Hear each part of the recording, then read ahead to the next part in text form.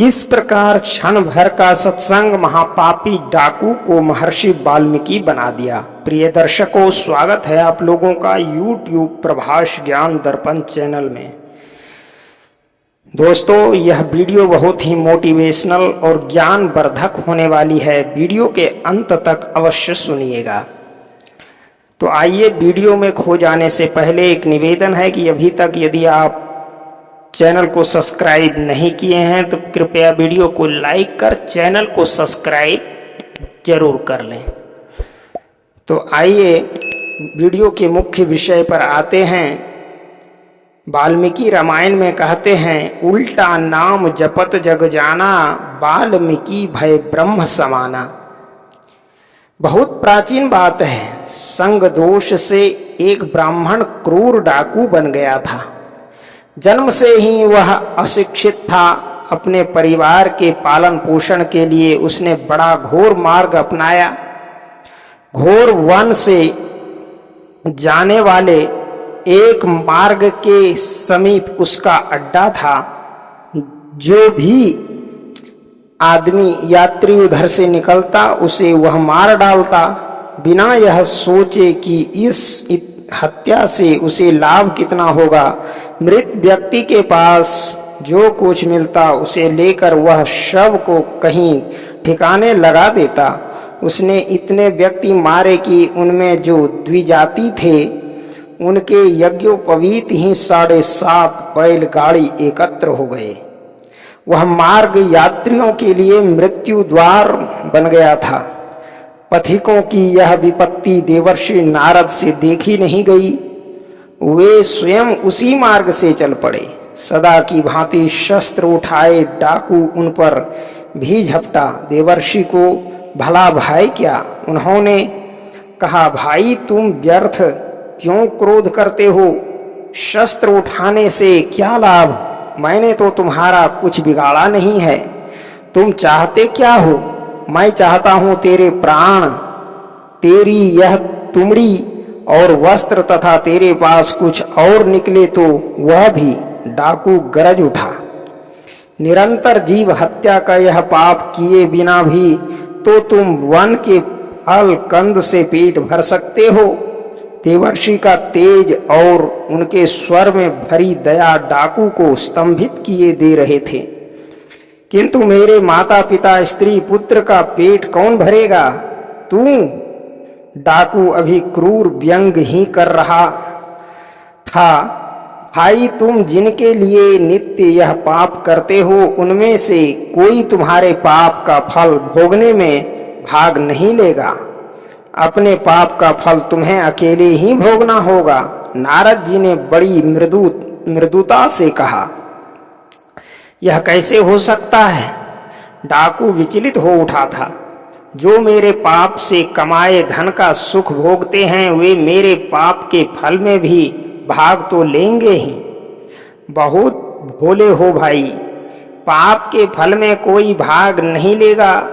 तुम्हें मेरी बात का विश्वास न हो तो घर जाकर उन लोगों से पूछ लो। देवर्षि ने बात पूरी कर दी। बाबा जी, तू मुझे मूर्ख बनाना चाहता है? मैं घर पूछने जाऊं और तू यहां से खिसकता बने। डाकू ने फिर शस्त्र संभाला। तुम मुझसे इस पेड़ के साथ भली भांति बांध दो।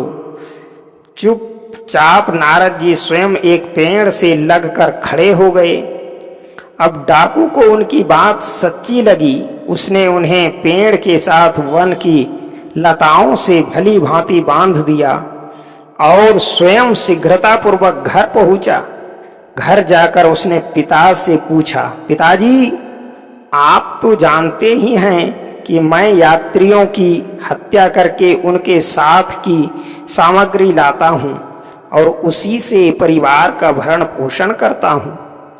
मैं जो नित्य यह पाप करता हूं उसके फल में आपका भी तो भाग है ना? तनिक खांस कर पिता ने उसकी ओर देखा और कहा, बेटा, हमने तुम्हारा पालन पोषण किया, तुम्हें छोटे से बड़ा किया और अब तुम समर्थ हो गए।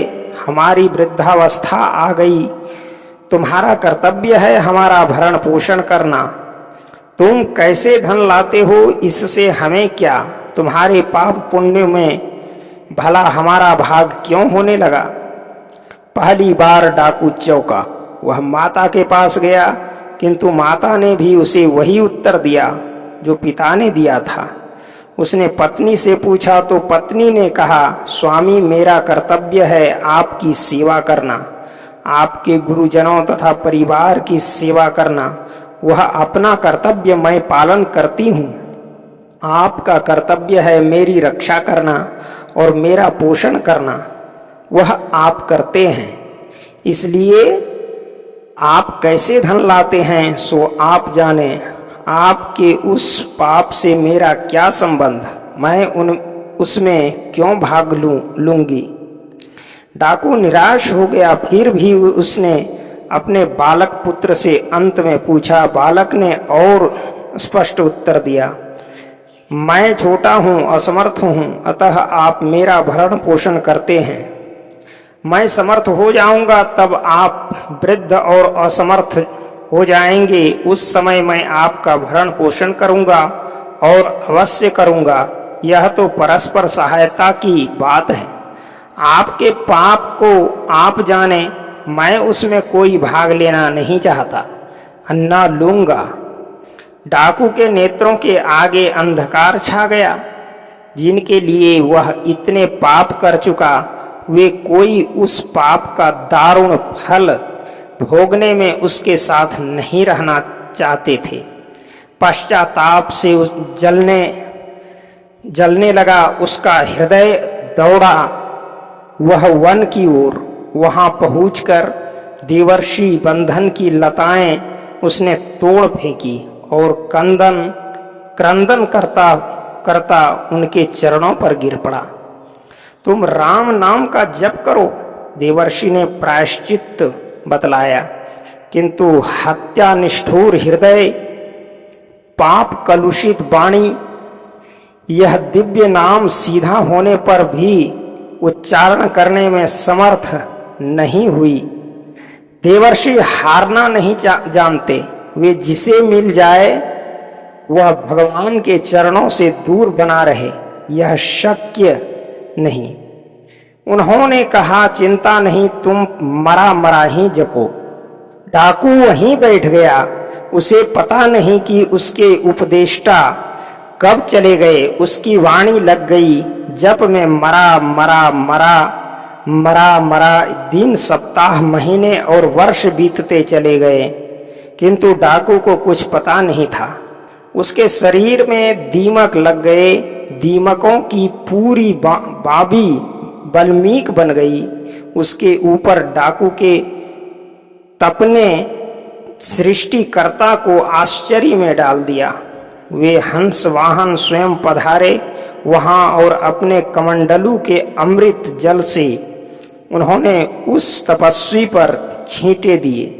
उन जल सीकरों के प्रभाव से उस दीमकों के बल्मीक से जो पुरुष निकल खड़ा हुआ, वह अब पूरा बदल चुका था। उसका रूप, रंग, शरीर और हृदय सब दिव्य हो चुका था। संसार ठीक नहीं जानता कि डाकू का नाम क्या था। कोई कोई उसे रत्नाकर कहते हैं, किंतु वह जो तपस्वी उठा वाल्मीकि से निकलने के कारण उसे वाल्मीकि कहा गया। वह आदि कवि भगवान श्री राम के निर्मल यश का प्रथम गायक। विश्व उसकी वंदना करके आज भी कृतार्थ होता है रहा होगा। वह कभी अज्ञात नाम का क्रूर डाकू, किंतु एक क्षण के सत्संग ने उसे महात्मा जो बना दिया। प्रिय दर्शकों, थोड़ी सी सुसंगति हो जाए तो आदमी कहाँ से कहाँ पहुँच सकता है। यदि थोड़ी सी कुसंगति हो जाए तो कहाँ से कहाँ पाताल तक गिर जाता है। इस वीडियो के द्वारा समझ सकते हैं। तो वीडियो पसंद आए तो वीडियो को लाइक कर चैनल को सब्सक्राइब करें और मिलते हैं अगले वीडियो में।